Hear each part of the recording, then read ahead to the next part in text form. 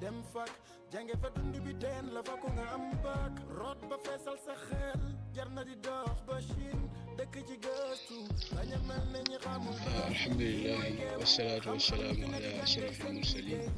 nabiyina muhammadin sallallahu alayhi wa sallam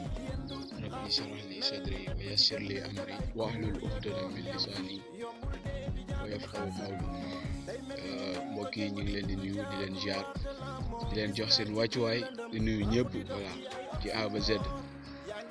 univers bi yëpp ñu ngi leen di jox suñu seeni wàccuwaay aussi di leen nuyu ci nuyoo bu gën a rafet ci nuyoo boo xam ne ci moom la waa ajana di nuyoo di leen ni asalaamaaleykum wa rahmatullah wa barakaatu tey de dañoo ñëwoon bëggoon def benn fàttali bu ndaw gis fàttali bii de voilà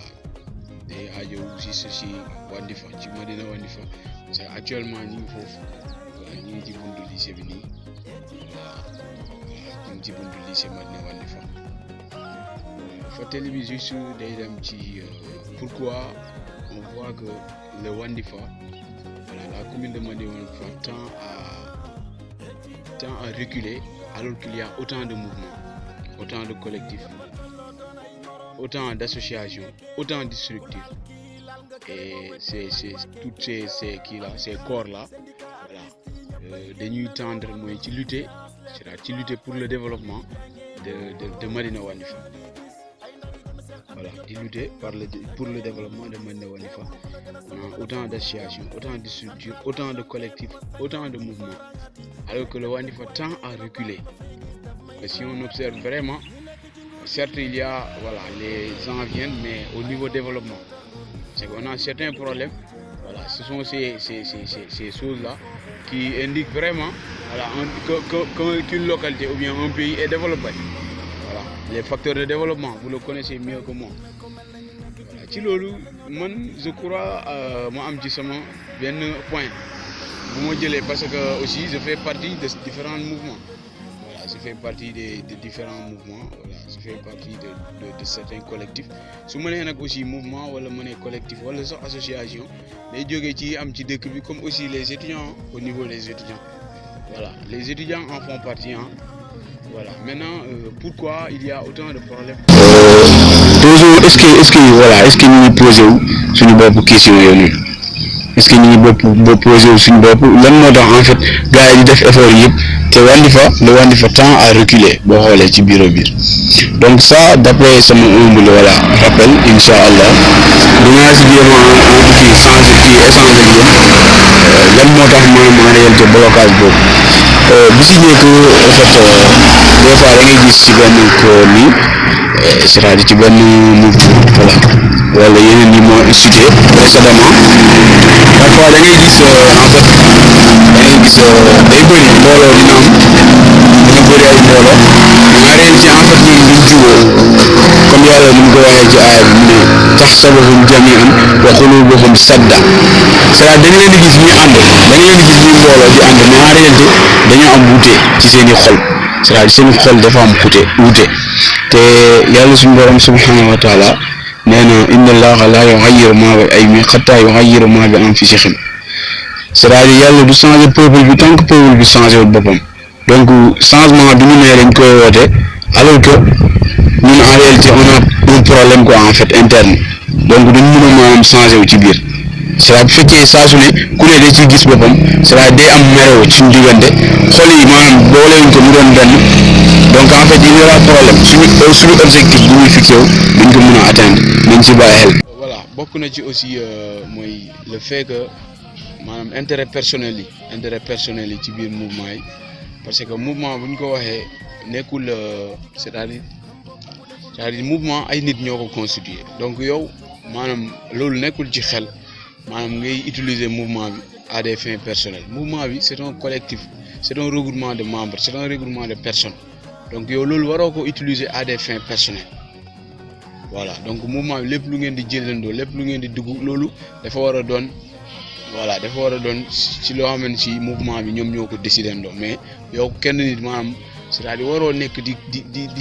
jox yeneen privilèges yi wala boog di wax yeneen décisions yi fekk yow ci sa personnel ci sa intérêt personnel nga ci jublu donc loolu du jëmee mouvement kanam. bokk na ci aussi mooy vous utilisez des mouvements les mouvements là dans des fins politiques c'est-à-dire mouvement bu ñu ko kiiyee mouvement am na bu ñu nee mouvement citoyen bu ñu nee mouvement citoyen rek la mun a doon donc loolu warul rax politique lii maanaam tax yenn mouvement yi du ñu avancer moom mooy que ni ñenn ci membres yi qu'est-ce qu'ils font ils utilisent le mouvement à des fins politiques alors que quand on dit citoyen ça ne peut être que citoyen voilà ça ne veut pas dire qu'on ne peut pas collaborer avec des mouvements politiques mais cela ne doit pas changer les principes et les objectifs du mouvement parce que mouvement citoyen la ñu wax loolu aussi nañ ci bàyyi xel boo xoolee souvent gars yi bëri dañuy retiré wu ci mouvement yi parce que lan la dañu ne ñii nii dañ ko commencé politiser wala ci biir collectif yi voilà. beneen bi moom mooy que ni yow fal nañu bureau yow nga ne kii mooy sa coordonnateur wala kii mooy sa président kooku bu la digalee tant que c'est-à-dire ça va dans le sens de bien faire yow en fait waroo rëy ci loolu quoi en fait parce que da la digal yow yaa ko fal ci bureau parce que sa président loolu responsabilité la ci yow wala sa coordonnateur nga suivre lu mu la wax tant que moom mi ngi défendre principe yi tant que cela est en conformité sur ce que la vérité dit tu vois am na aussi mooy certains PC yow mënoo nekk ci groupe voilà ngay def yenn PC certes nit motul nit ki mën na di juum mais bu juumee aussi il faut que muy jégalu mais yow mënoo nekk ci mouvement nga ne mouvement bi dafay bëgg a atteindre objectif bi yow maanaam en fait ngay def certains PC yoo xam nga ne en réalité yow yaa nekk di tooñ groupe bi te aussi doo repentir doo jégalu donc loolu day mën a maanaam ci recul day mën a yéen day tax aussi yéen du ngeen mën a atteindre seen objectif parce que bu ñu jëlee Moussa ak nitam yi dañoo toog lu mot ay at ndox ñëwul foofu noonu en réalité ñuy taxaw di ñaan yàlla suñ borom ne ko dafa am kuy def PC ci seen biir moo tax ma téye ndox bi donc yàlla foofu noonu dañuy ji jàngee mooy le fait que am ñu nekk ci biir groupe bi di def yenn ni loolu mun na bloquer groupe bi en fait mun na bloquer groupe bi mun na tax groupe bi du mun a atteindre objectif am donc après kooku bu mu tuubee après yàlla wàccee ndox donc nañuy bàyyi xel ci loolu bu fekkee léeg-léeg juum dañuy dal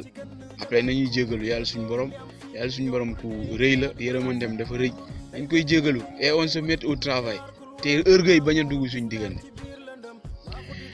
beneen bi moom mooy que ni yow ñu fal la poste yow maanaam yow comprendre maanaam sens de responsabilité bu ñu la fay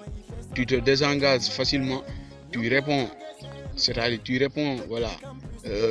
à n'importe quelle heure bu ñu fixé da nga koy doo ko respecter et ça te dérange pas alors que tu as une responsabilité donc bu fekkee fal nañ la poste moo xam président la moo xam yeneen kii la ci bureau bi donc tu dois respecter cela à la lettre ci boo ko respecté wul aussi loolu mun na tax mouvement bi échec parce que lépp lu ngeen def boo xoolee ba xool c'est-à-dire yàlla ngeen koy defal parce que vous faites quoi un combat qui est noble donc waroo leen maanaam toog c'est-à-dire di yaakaar ne maanaam responsabilité c'est quelque chose qui est c'est-à-dire c'est quelque chose voilà boo xamante ni si daa dafa léger quoi en réalité parce que responsable dafa diis lu diis la boo xoolee par exemple responsable mooy gestion suuf bi dañ ko yàlla ñu mu sàkk yëpp mooy montagne yi géej yi yëpp la ko jox ñoom dañ ko daw parce que xam nañ attanuñ ko mais nit doomu aadama ak nu mu degré fit si la jël responsabilité donc c'est quelque chose yoo xam ne dañ ci war a bàyyi xel bi may jeexalee moom mooy que ni fii bu ngeen nekkee ci groupe bu ngeen naree jël décision waroo leen ko jël bon en fait un groupe de 3 un groupe de 2 genre parce que alors que vous faites au moins je peux dire 10 donc waroo leen ko jël ci seen biir waaw ngeen bàyyi ni après loolu ngeen dem appliquer ko te loolu da nga koy gis même ci étudiants yi et ce qui est mauvais loolu baaxul quoi bu ngeen di jël affaire woote leen réunion ngeen wax li ngeen di wax wala boog bureau bi aussi jël yenn décision yi moo tax ñu samp leen ngeen wax après ngeen décider ko parce que en début de tout c'est le bureau voilà donc loolu la ñu amoon lu ñuy fàttali ku nekk bàyyi ci xel